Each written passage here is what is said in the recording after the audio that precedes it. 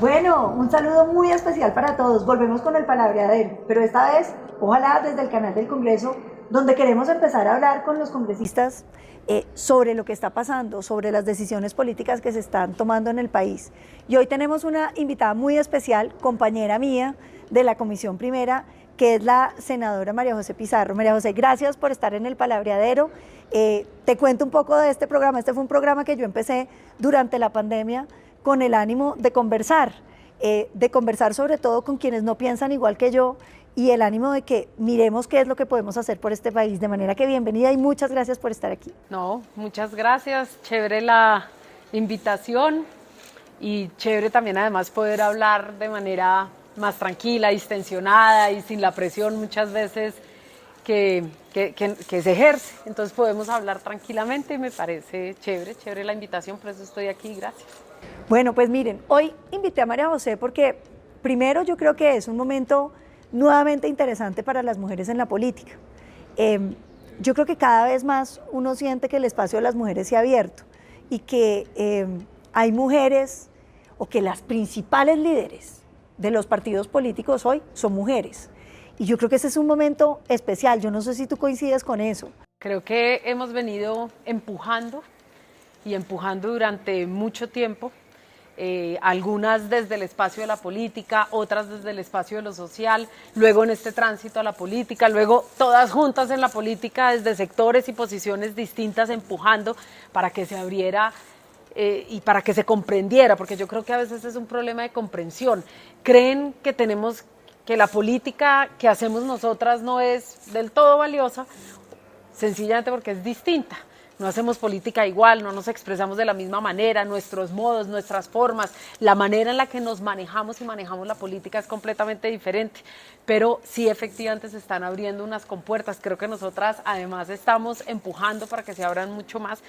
Yo la verdad que creo que la política se va a cualificar muchísimo con más mujeres en la política, y ayer precisamente tuvimos un debate y en ese debate dimos o dejamos el testimonio de lo importante y de lo valiosa que es la discusión política liderada desde las mujeres, con excelente rigor técnico, con respeto en todo momento, con capacidad argumentativa, presentando nuestras propuestas desde distintos lugares, creo que... Pero ¿sabe qué es lo triste de ese debate? Y estamos hablando del debate en Comisión Primera que citamos para hablar sobre la decisión del gobierno de no alargar o de no conceder más permisos de exploración y explotación de petróleo y gas. Pero lo grave, digamos, de ese debate, que yo coincido, fue un súper debate de control político, tanto en su presentación como en las intervenciones de todos, fue que los medios recogieron simplemente la solidaridad con la ministra Irene, que ha sido víctima de matoneo.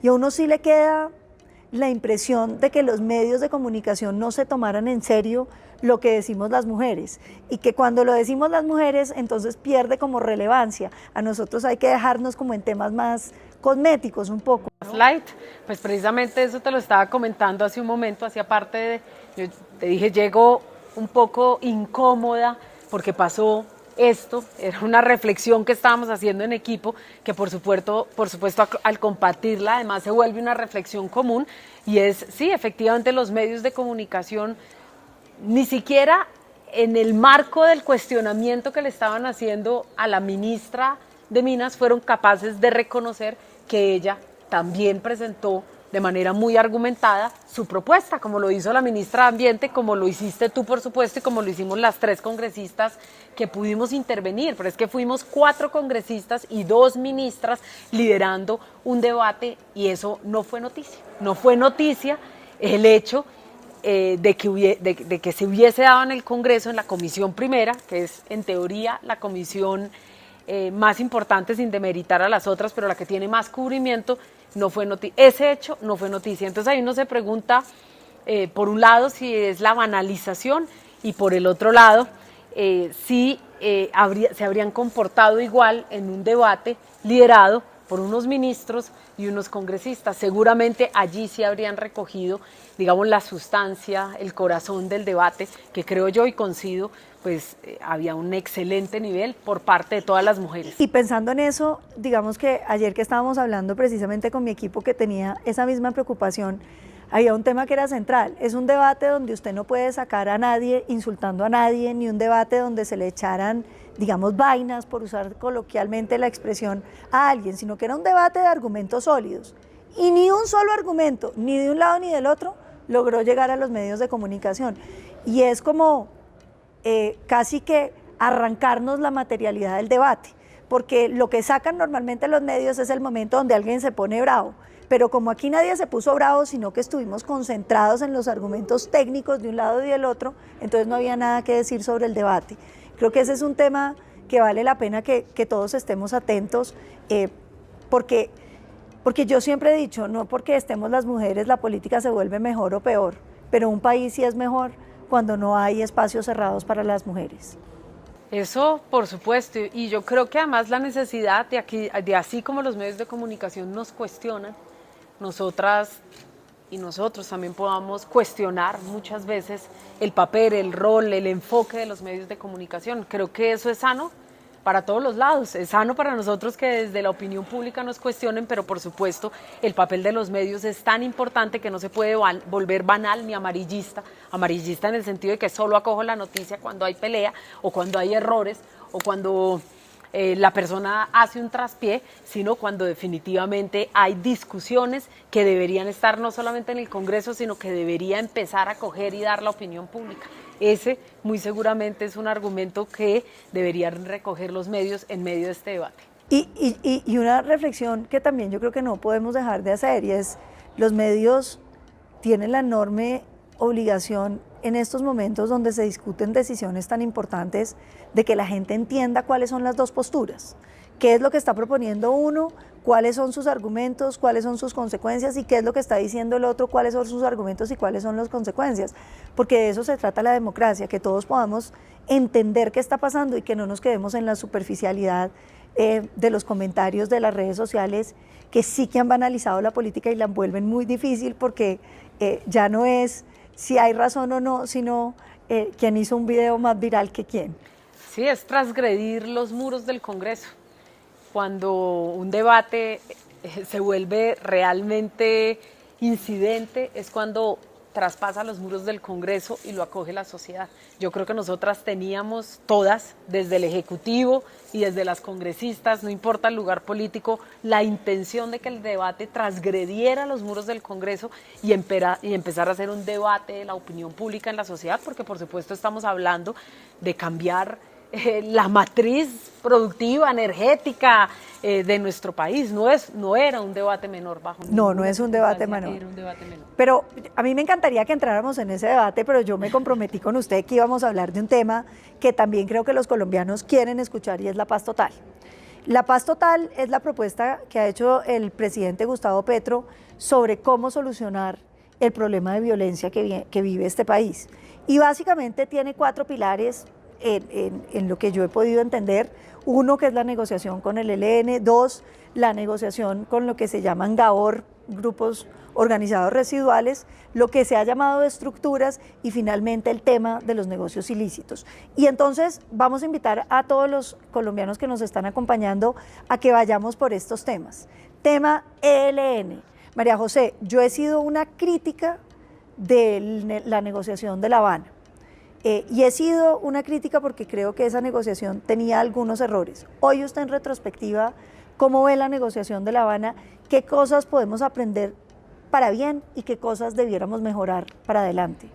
Pues mira, tú sabes que yo tengo los acuerdos de paz en todos los aspectos de mi vida, porque de entrada mi padre fue firmante de un acuerdo de paz, el primer acuerdo de paz en Colombia y en América Latina.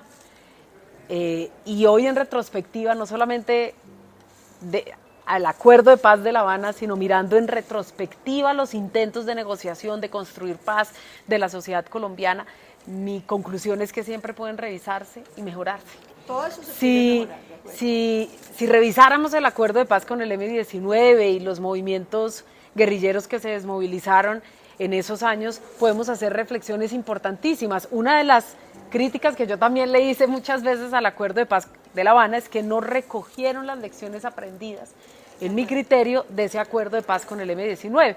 Y por supuesto sería un error carafal, o sea, inmenso, si no se recogieran las reflexiones, no solamente del marco de negociación, no solamente del modelo de negociación y de los acuerdos, sino también de lo que implicó para la gente que se desmovilizó, si le funcionó o no, es decir, el combatiente de base, ese modelo de negociación y ese modelo de acuerdo.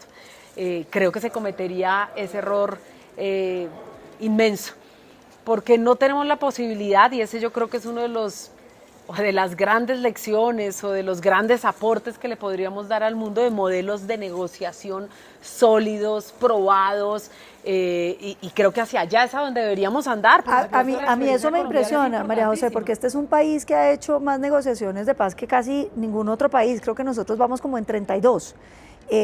Pero uno nota que es como que no aprendiéramos de lo que hacemos. Digamos que uno tiene que poder aprender y poder mejorar en cada paso que da. Y si nosotros realmente nos tomáramos en serio lo que ha pasado y lo que ha salido bien y pudiéramos reconocer con humildad lo que ha salido mal para mejorarlo hacia adelante, creo que eso contribuiría mucho. Y por eso te pregunto, de las negociaciones, digamos que tú tienes cerca, que por supuesto es la del M-19, la de las FARC, ¿qué cosas crees tú que han salido bien? ¿Qué cosas han salido mal? Pues lo primero que creo que ha salido bien es la desmovilización de la gente. En su gran mayoría, en porcentajes altísimos, del 90, 98%, la gente se ha mantenido en la paz. Y yo creo que ese es un logro, sobre todo es un logro en un país en guerra donde además se superponen muchas violencias. Que la gente tenga voluntad de paz y se mantenga en la paz, pienso que es el gran logro. Y eso no podemos demeritarlo y no podemos disminuirlo, porque para la gente que negocia, ese tránsito hacia la paz es un tránsito profundamente complejo en términos individuales, en términos humanos. Para las comunidades es de un impacto inmenso, porque aunque permanezcan dinámicas de violencia, esas dinámicas más fuertes empiezan a desescalonar. La gran tragedia es cuando desescalonan, cuando en el desescalonamiento se vuelve a la dinámica de violencia y las comunidades tienen que aprender a convivir, a relacionarse con, otras estructuras, otras formas, y creo que ahí es donde pierden las comunidades definitivamente. Y yo ahí te interrumpo, porque yo lo que veo en las negociaciones, en especial en la de La Habana, es que nosotros logramos que la gente se desmovilice. Y yo coincido, y creo que la gente que firma esos acuerdos o que se desmoviliza realmente cumple, se retiran de la violencia. Pero como nunca solucionamos el problema estructural, en mi opinión, que es el narcotráfico, llegan otros que cogen esos cultivos, que cogen esas estructuras, financian nuevos ejércitos ilegales y lo que termina pasando para muchas comunidades. El otro día un campesino del Cauca me decía: aquí siempre nos dicen que se va a acabar la violencia y lo que hay es un cambio de nombre, porque es otra estructura criminal que vuelve y toma el control. Y tal vez no pensar en el narcotráfico como uno de los factores centrales de la violencia en el país nos ha impedido tratar de pensar realmente cómo resolvemos el problema de la financiación ilegal. Yo creo que hay dos problemas, en eso tal vez difiere un poco, o lo presentaría de otra manera más bien. Yo creo que el gran problema estructural es la presencia estatal y es solucionar los problemas de la gente, los problemas de vida, de calidad de vida, de condiciones de vida de la gente. Pienso que ese es el gran problema estructural y el narcotráfico es el motor, la gasolina, lo que le da aire y continuidad a la guerra. ¿Sí? Lo que creo es que tienen que, por supuesto, solucionarse las dos cosas juntas. Si no se solucionan las dos cosas juntas, pues inevitablemente la gente está abocada a dinámicas de violencia. Y yo ahí interrumpo, porque yo coincido, lo ideal sería eso. Que es lo más difícil, entre otros. Claro, pero digamos que cuáles son las probabilidades reales de que Colombia en 4 años o en 12 pueda volverse un país rico donde toda la población sea rica. Y entonces yo creo que esas sean las expectativas de la gente. Por ejemplo, creo que la gente no quiere vivir la gente que vive en los territorios o en los barrios de periferia ni siquiera se puede imaginar el estilo de vida finlandés, por ejemplo, o el estilo de vida canadiense. Imposible imaginárselo, no han salido ni siquiera de sus ciudades muchas veces o de sus municipios o de sus veredas como para poderse imaginar un estilo de vida diferente. Pero hay ciertas condiciones básicas que sí tienen que solucionarse, porque si eso no se soluciona, por supuesto que al solucionarse eso la gente pues va a querer avanzar y eso pues hacia allá tendríamos que caminar, todos queremos avanzar y todas queremos avanzar como nación, pero que por lo menos haya un mínimo de garantías para la gente que permitan que la gente no se vea obligatoriamente abocada a las dinámicas de la violencia, tanto aquellos que terminan en la guerra como aquellos que padecen y viven la violencia. Que son muchos, que además que terminan... Tiene que solucionarse eso conjuntamente con un modelo de lucha efectivo contra el narcotráfico. Yo coincido, por supuesto, en eso, porque es la gasolina, de dónde se saca en el mercado ilegal, podríamos decirlo, se vende la coca y se venden las armas. Es en la ilegalidad donde está la gasolina, la financiación para todo tipo de estructuras armadas y todo tipo de dinámicas de violencia. Y entremos en el tema del narcotráfico, que por supuesto tampoco estamos de acuerdo, pero eso es lo interesante de esta conversación, porque yo estoy convencida, y creo que en eso sí estamos de acuerdo, que la guerra contra el narcotráfico no la gana nadie, es una guerra inganable, digamos, pero la pregunta es, ¿qué hacemos con el narcotráfico? Y aquí me permito como recapitular lo que nosotros creemos. Nosotros somos de la teoría que mientras no haya una solución estructural, que no va a pasar dentro de 4 o 5 años donde los otros países legalicen, pues uno tiene que combatirlo, porque no hay cómo más. ¿Y cómo lo podemos combatir? Pues con lo que se puede combatir, fumigándolo, erradicándolo, haciendo extinción de dominio, acabando los cristalizaderos, controlando insumos, extraditando, haciendo interceptación aérea, marítima, pues lo que ya conocemos. Pero a ustedes esa política les parece que es un fracaso. Entonces yo sí quisiera saber qué es lo que vamos a hacer entonces con el narcotráfico y cómo va a funcionar digamos, la lucha contra el narcotráfico.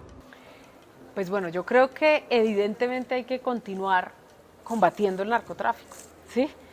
Lo que creo es que reducirse exclusivamente a esta dinámica pues no nos ha traído mayores resultados. Llevamos en la dinámica que más o menos tú has esbozado décadas y los cultivos no se han acabado y el narcotráfico se ha acabado y digamos, yo creo que Colombia tiene que, por supuesto, avanzar en mecanismos diferentes, por probar otras alternativas distintas o por lo menos complementarias, ¿sí?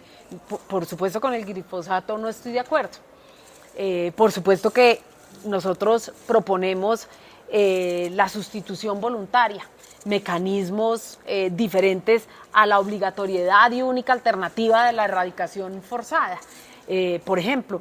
Pero lo que sí nosotros tenemos que hacer como país, y es nuestra responsabilidad, independientemente del gobierno que esté al frente, no solamente es darle solución, sino plantear un debate que no nos compete únicamente a Colombia. No hemos sido efectivos porque el problema no nos compete única y exclusivamente a Colombia. Estados Unidos ha invertido toneladas de dólares para perfeccionar, mejorar y hacer más efectiva la lucha contra las drogas y el resultado sigue siendo inocuo. ¿Cuántos militares han muerto en la lucha contra el narcotráfico? No, y es una cosa tan simple, prohíben la producción, pero no prohíben el consumo. Así es. Entonces es una cosa como que el problema nos queda a nosotros y ellos no lo tienen que enfrentar.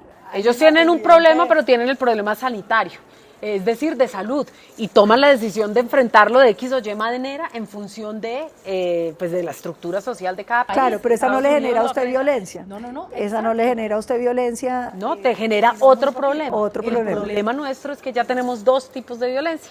Por supuesto, el problema de salud, de la concepción del consumo, porque hoy también somos un país consumidor, tristemente, y por el otro lado tenemos el problema de la producción y por lo tanto las dinámicas de violencia que se generan, y no es un problema exclusivamente nuestro, países de tránsito, por ejemplo, México, que es un país de tránsito, Centroamérica y otros países en el mundo, tienen dinámicas de violencia hoy muy parecidas a las nuestras, muy similares a las nuestras, a pesar de que no son productores. Pero por supuesto el tema no se trata, ni siquiera pareciera ser un tabú en términos de podernos plantear de manera global alternativas y soluciones diferentes para abocar un problema que tristemente nos está tocando a todos, no a todos por igual, pero a todos nos toca. No, y que le genera una violencia sobre todo a las poblaciones en las zonas donde hay coca y amapola terrible.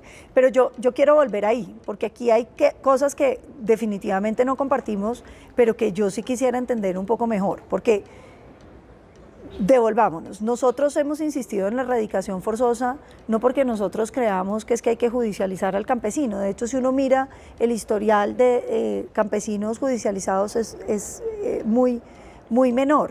La razón por la que la erradicación forzosa a nosotros nos parece mejor que la voluntaria es porque cuando usted está rodeado de fusiles, pedirle a un campesino que sea él el que dice yo quiero erradicar es hacer que todos los fusiles le apunten. De hecho, por ahí hay un estudio de la Universidad de los Andes que dice que el PENIS aumentó la probabilidad del asesinato de líderes sociales, todos los municipios PENIS. PENIS es el programa de erradicación voluntaria, aquí para los que nos acompañan, y digamos que ahí hay un tema, pero hay un tema fundamental que es el que quiero introducir, que tiene que ver con la paz total. Si vamos a combatir el narcotráfico, ¿cómo van a ser las negociaciones con los narcotraficantes? Porque aquí nos están proponiendo no solamente la negociación del ELN, que digamos en gracia de discusión, porque no lo creo así, es un grupo político financiado por el narcotráfico y eso daba, digamos, la razón de la negociación. Pero aquí nos están diciendo, vamos a negociar con estructuras armadas organizadas, grupos armados residuales, disidencias de las FARC y Clan del Golfo, básicamente grupos dedicados al narcotráfico. Yo no logro, y por eso te lo pregunto, entender cómo es el combate del narcotráfico paralelo a la negociación. Pues bueno, yo creo que todos distintos gobiernos, no todos, porque yo era una niña y seguramente las dos éramos muy jóvenes cuando se adelantaron otro tipo de negociaciones, pero aquí se han negociado con estructuras políticas o no políticas, o políticas de un lado y políticas del otro, bueno, no sé, esto también da para el debate, que han sido financiadas por el narcotráfico. ¿Sí? Claro, pero han sido financiadas. Estos estamos hablando son grupos narcotraficantes. Sí, no, por eso te digo, digamos, empezamos, digamos, o más bien un minuto de reflexión alrededor del modelo de negociación de, digamos, de estructuras que podrían tener o no una concepción política y voy a dejarlo así un poco ambiguo porque hay diferencias. No, seguramente. Yo sé que ella está pensando que yo le doy legitimidad política a los paramilitares. No. No se la doy. Al contrario, estaba pensando, no.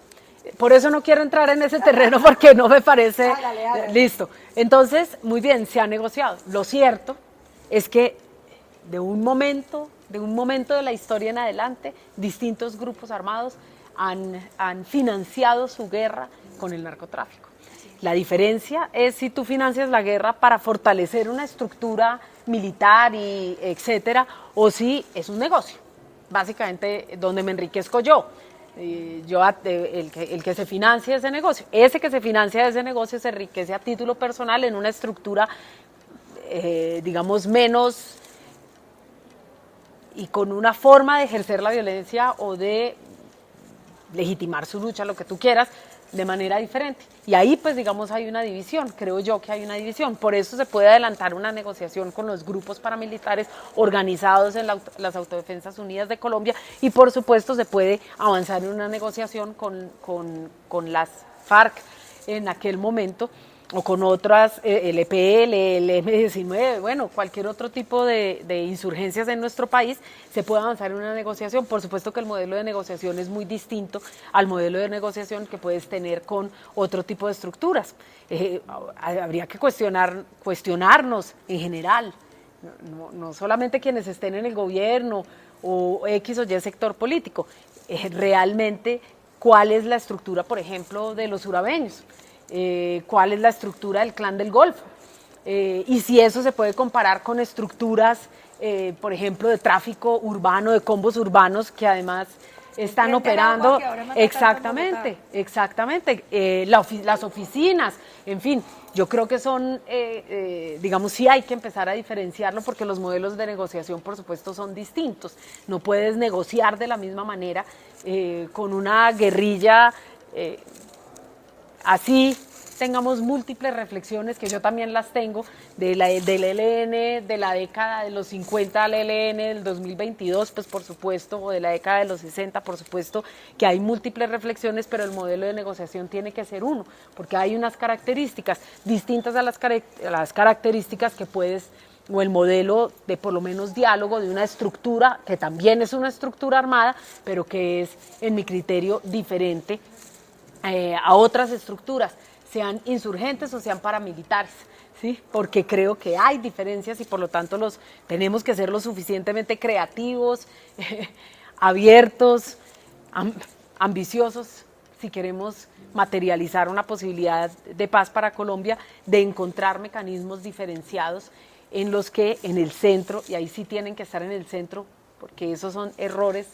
no solamente de negociaciones en Colombia, sino también de negociaciones en otros lugares del mundo, en el que en el centro no estuvo como eje principal la verdad y la reconciliación de la gente. Y creo que ahí donde a veces pareciera que están los mayores debates, no debería ser así, porque alrededor de eso deben o deberían estar los mayores consensos. Uno pudiera salir con esas negociaciones si le salieran bien y fueran acuerdos de Estado donde todo el mundo se siente representado. No ha pasado en general en Colombia. Nosotros hacemos más bien acuerdos de gobierno y eso genera que esas negociaciones siempre queden cojas. Digamos que yo te quiero preguntar, ¿va a haber cárcel para los criminales? ¿O va a ser una negociación, digamos, donde la justicia también se va a ceder en amplias proporciones? ¿O todavía no se sabe? Yo creo que todavía no se sabe. Y no se sabe porque creo que todo el mundo se hace precisamente esa pregunta. Y yo creo que las sociedades, como sociedades en el mundo, también nos estamos cuestionando, nos cuestionamos alrededor podríamos ir hasta el papel de resocialización de las cárceles, por ejemplo, para cualquier tipo de delito, para cualquier tipo. Me pregunto si, por ejemplo, el muchacho que lo cogen con cocaína, marihuana en el barrio, que no es un gran traficante, que no es un gran delincuente y que a lo mejor no es un gran consumidor tampoco, pero que termina en la cárcel, pasa por ese proceso de prisión y sale mejor de lo que entró. Obtuvo alguna oportunidad, muchas veces salen inmersos en dinámicas de violencia peores de las que entraron. Estoy hablando del muchacho del barrio. Pero aquí estamos hablando de los capos, por ejemplo, del Clan del Golfo. Sí, estamos hablando de esos capos. Digamos que una de las cosas que a mí más me molesta del Acuerdo de La Habana es que aquí se dijo que sí que iba a haber impunidad, pero poquita, digamos, que era una sesión de justicia que no iba a ser definitiva. Y yo no he visto, pues ya llevamos muchos años, ni una sola condena en contra de las FARC. De hecho, han estado criminales de lesa humanidad en el Congreso tranquilos, que eso, yo no sé, María José, si eso en algún sentido ha sido bueno, y lo digo muy respetuosamente y en ánimo de esta conversación. Yo creo que para quienes nos ofendía tanta violencia, esa impunidad lo único que hizo fue generar un sentimiento de indignación muchísimo más grande y alejó cualquier posibilidad de reconciliación. Y tal vez esa sería una de las cosas que yo digo, hombre, de eso de La Habana no hay nada que aprender. Pues mira, justo estábamos haciendo una reflexión y era cuántos años después de Justicia y Paz habían llegado las primeras condenas. Y lo que nosotros pudimos establecer es que llegaron 5 años después. 5 años después llegaron las primeras condenas. Es decir que en términos de la rapidez, podría uno decir, mal que bien, en función del modelo, podríamos más o menos ponerlas en el mismo lugar. Ahora, no han llegado aún. Pues puede salir mañana la gran condena, eso tú y yo no lo sabemos aún. Pero por supuesto, son mecanismos diferentes. Y reflexionábamos alrededor de la gran tragedia y lo que tendría que suponer como oportunidad hacia adelante, una oportunidad hacia adelante de la paz total. Si vamos a tener avances, diálogos y ojalá la concreción, y es desescalonar la violencia. No es un país en el que no haya absolutamente ningún conflicto, sino que el conflicto y la guerra como la conocemos no sea la que rija las relaciones entre la sociedad colombiana. Pues por supuesto tendríamos que lograr superponer ambos modelos. El modelo de la JEP y el modelo de justicia y paz, que son modelos que hoy no se conectan obligatoriamente.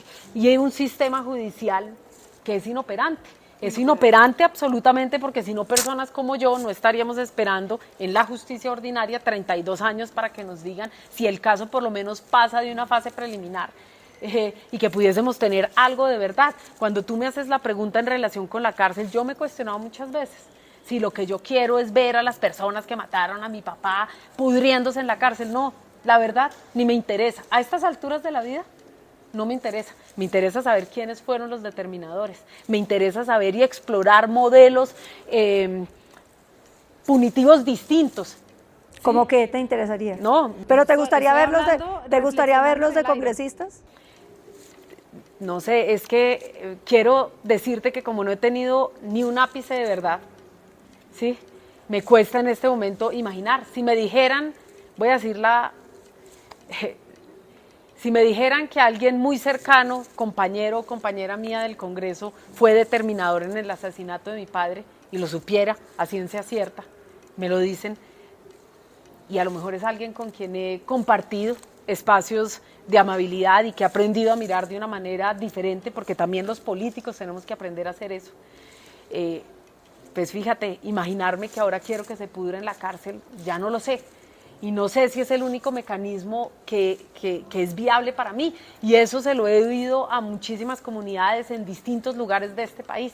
Si no se imaginan modelos diferentes, obligatoriamente un modelo distinto que no sea que esa persona se pudra en la cárcel y que para mí eso no tenga ningún efecto positivo en mi vida.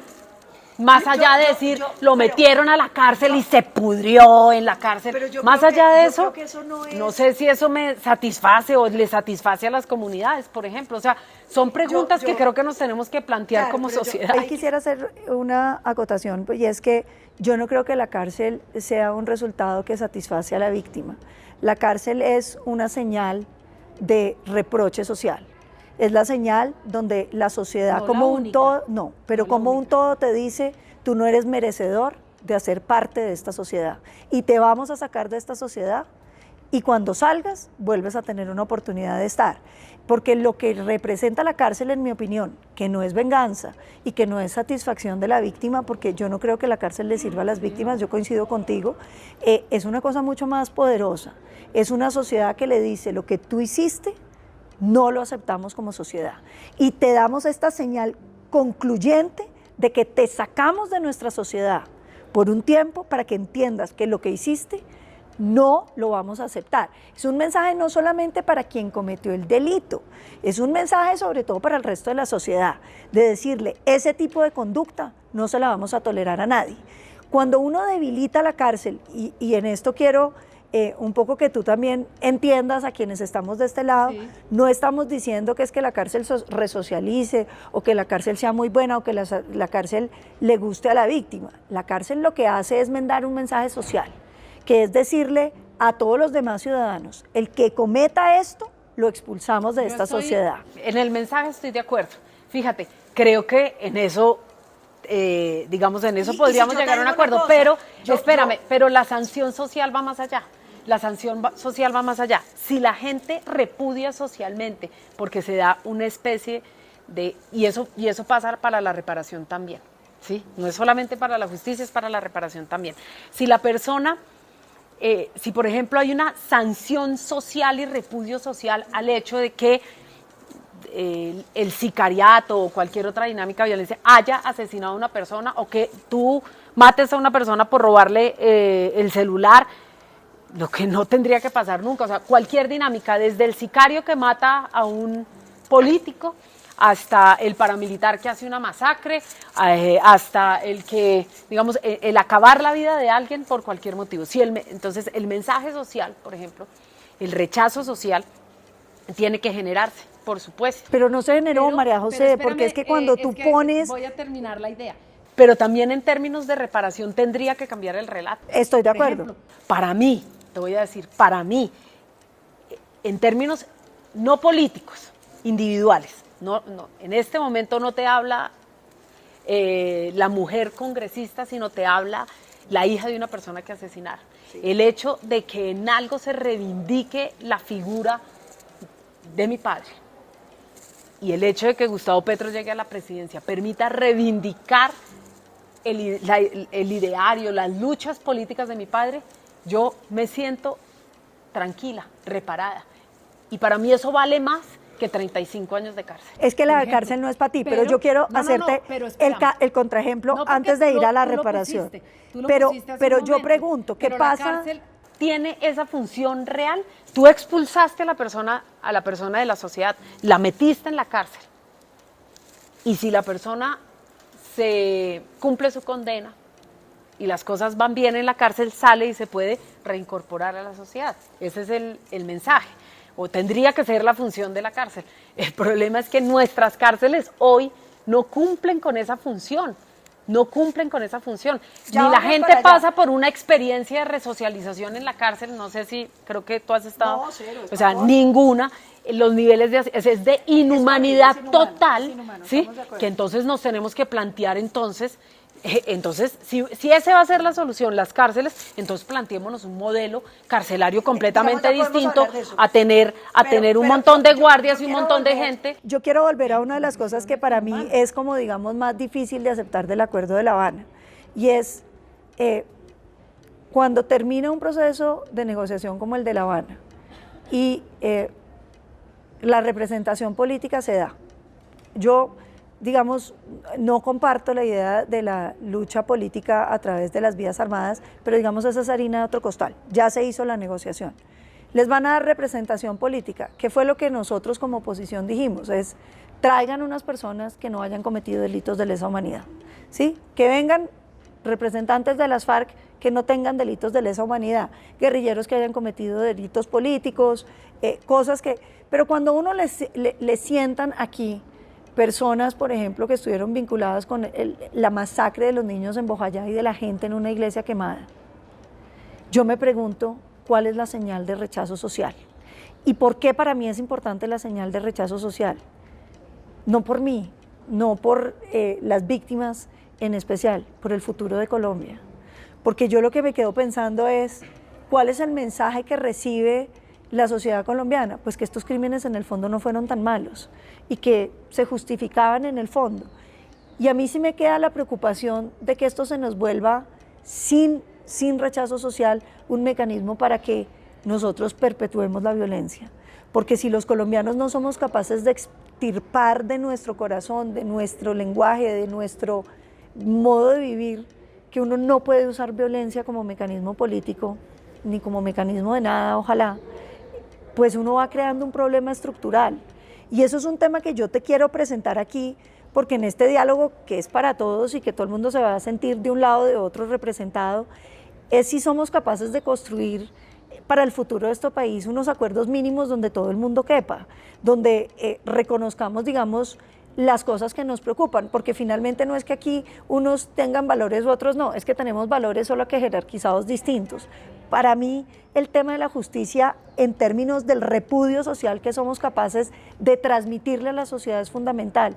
¿En eso habrá posibilidad de avanzar, María José? Pues yo creo que tiene que haber posibilidad de avanzar. La sociedad tiene que reconciliarse. No es solamente una cuestión de repudio social, para mí. Yo puedo repudiar socialmente muchísimas cosas, pero a la larga yo tengo que tener la capacidad de la reconciliación. Y pienso que el papel fundamental, yo puedo hasta compartir algunas de las reflexiones que tú haces en función de tal vez la historia personal de la persona que esté sentada. Yo misma, y creo que todos y todas quienes estamos aquí no lo hemos cuestionado, pero creo que el mensaje que va más allá es si tenemos la capacidad de avanzar. Yo pienso que la gran lección es esa. Si aprendemos a dirimir nuestras diferencias de manera diferente, si lo que nos decimos aquí no se traduce en violencia afuera, si somos capaces nosotros mismos como conductores políticos, porque eso es lo que somos dirigentes políticos, liderazgos políticos, somos capaces de acompasar a la sociedad, no en función de un odio y de un repudio eterno, sino en función y en la capacidad de reconciliarnos y poder vivir una vida política tranquila, en la que podamos venir en bicicleta si se nos da la gana, como pasa en muchísimos lugares del mundo, en que no tengamos que estar amenazados y rodeados de escoltas, ni ustedes ni nosotros. Ese es el mensaje, yo creo que ese debería ser el fin. Y por supuesto que en medio de todo esto podremos repudiar. Yo puedo repudiar y repudié profundamente que en este Congreso de la República se hubiesen aplaudido a los jefes paramilitares que fueron, digamos, determinantes y que causaron tanto dolor en comunidades enteras. Me regenera un repudio total, pero mi camino individual, y pienso que esa es la función del líder. La función del liderazgo no es azuzar y generar, o sea, tenemos que tener cuidado con lo que hacemos, con todo lo que hacemos, en el momento en el que tú y yo hablamos, que estamos generando esta misma conversación, que generan en quienes nos escuchen, saldrán diciendo, mire, claro, se sentó esa terrorista, no sé qué, o se sentó de mi lado quienes te vean, o se sentaron dos mujeres que son capaces de tramitar sus diferencias de manera diferente, que son capaces de argumentar, de hablar, y que a más allá de las diferencias políticas, cuando se encuentren por la calle, ni se van a matar ni se van a mandar a matar. Pienso eso es fundamental. Que hacia allá, que esa debería ser la reflexión. No es para que se preocupe. El primer programa del Palabreadero lo hice con Angélica Lozano, como te conté, durante la pandemia. Angélica salió, hablamos, yo he entablado una amistad personal con Angélica, de conversar cosas y de hablar los temas, y fue un programa muy ameno. Apareció la señora alcaldesa, ahí en la mitad, hablamos de todos los temas. Angélica fue tendencia 3 días dándole palo porque había hablado con Paloma Valencia. Y yo pensé, es una sociedad muy complicada en la que la gente cree que las diferencias políticas tienen que ser diferencias que impiden que uno siquiera pueda hablar, porque es que un país tiene que ser un país donde quepamos todos. Y ojalá este programa sirva para eso. Pero yo quiero concluir porque creo que estamos ya sobre el tiempo y no queremos tener que editar esta conversación interesante. Yo creo que el mensaje que quisiéramos dejarles hoy aquí es, primero, que uno puede hablar y que todos los temas son susceptibles de un diálogo. Y el segundo tema es, ¿cómo hacemos para que los colombianos podamos avanzar en tomar decisiones donde no sean decisiones de un gobierno contra una mitad de los colombianos o de otro gobierno contra la otra mitad de los colombianos? ¿Cómo hacemos para que estas decisiones tiendan a hacer que quepan cada vez más colombianos? Y creo que ese es el deber de una nueva generación en la política, que por supuesto en el pacto representa María José, y que quienes estamos en el Centro Democrático queremos representar. Creo que ese debe ser el compromiso de una Colombia más grande. Pues mira, yo soy una convencida por mi historia, por mi vida, mi propia vida como mujer,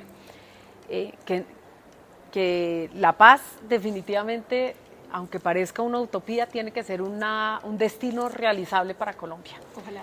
Que la paz es un proceso y muchas veces es un proceso doloroso, que cuesta, es un camino, no es una imposición, no puede ser resultado de nada más que la capacidad de diálogo, de concertación, de acuerdo, de llegar a unos mínimos consensos que permitan que podamos como sociedad ahí sí colarnos por esa estrecha brecha y empezar a andar unos caminos diferentes.